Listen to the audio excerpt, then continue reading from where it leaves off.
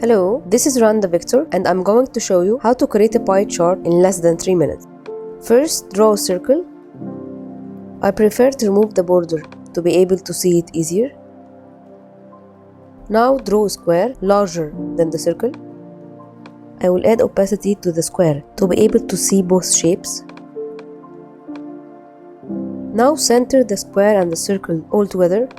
Now the coming step is the secret of the pie chart. So hold the square and press enter to edit the path of the shape.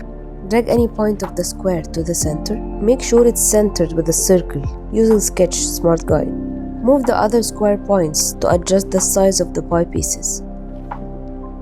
Now select the circle only and press on Mask to mask all the top layers, including all the pie pieces inside it. I'm only changing now the color of the pie piece to make it more visible. Now duplicate the same pie piece which we have created by pressing on Command D and change its points to change the size of the piece.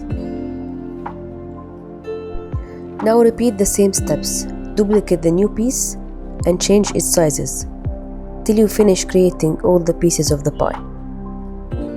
You can use the Rotate tool to rotate the new pieces, but make sure to center its anchor on the center of the circle.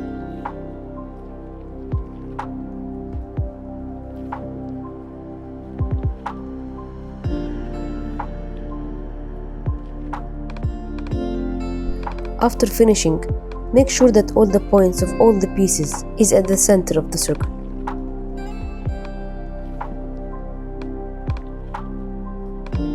Now we have our pie chart all done, but it's all in one piece.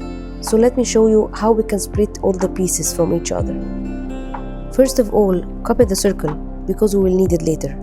Now unmask it. All the shapes will jump out of the circle. It's okay, don't panic. This is normal.